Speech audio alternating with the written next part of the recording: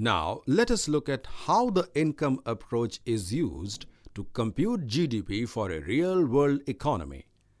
According to this approach, in an economy, GDP computed by summing the purchases of the four sectors of the economy is equal to GDP computed by summing the income earned by the different resources.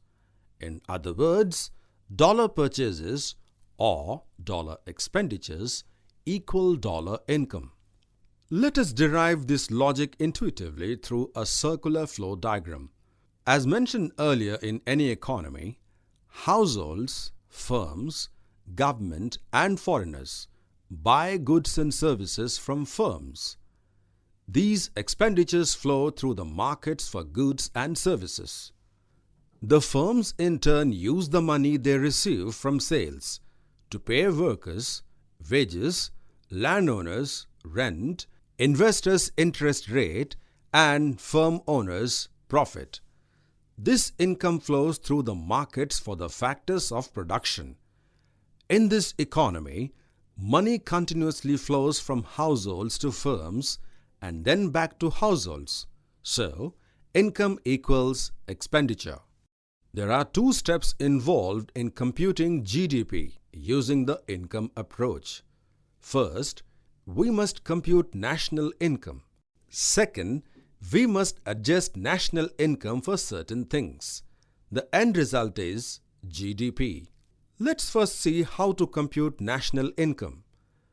National income is the sum of 5 components: compensation of employees, proprietor's income, corporate profits, rental income of persons, and net interest.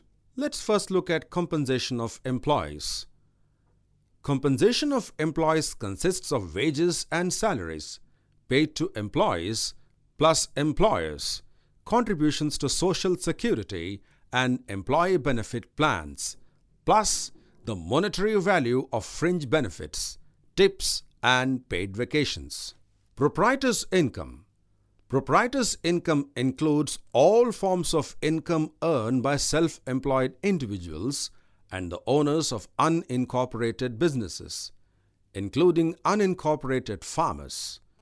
Included in farm income is an estimate of the value of the food grown and consumed on farms. Corporate profits. Corporate profits include all the income earned by the stakeholders of corporations.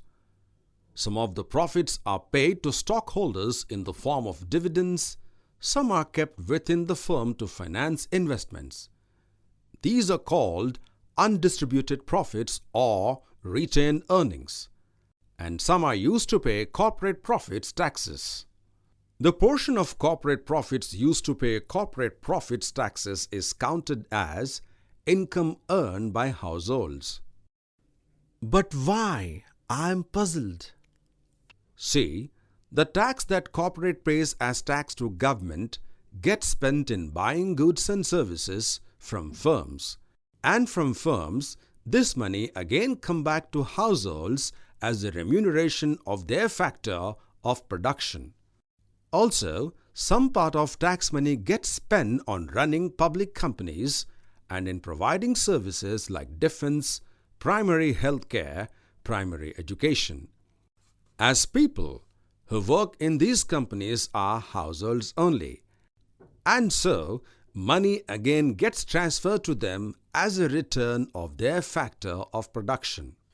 This is the same way tax collected from individuals get channelized through government spending and public companies to household only. Let's now see rental income of persons.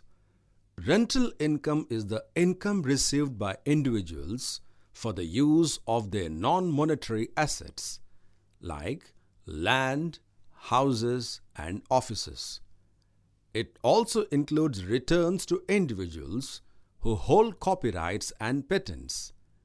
Net interest. Net interest is the interest income received by households and government minus the interest they paid out. National income. We can summarize national income and its components as follows.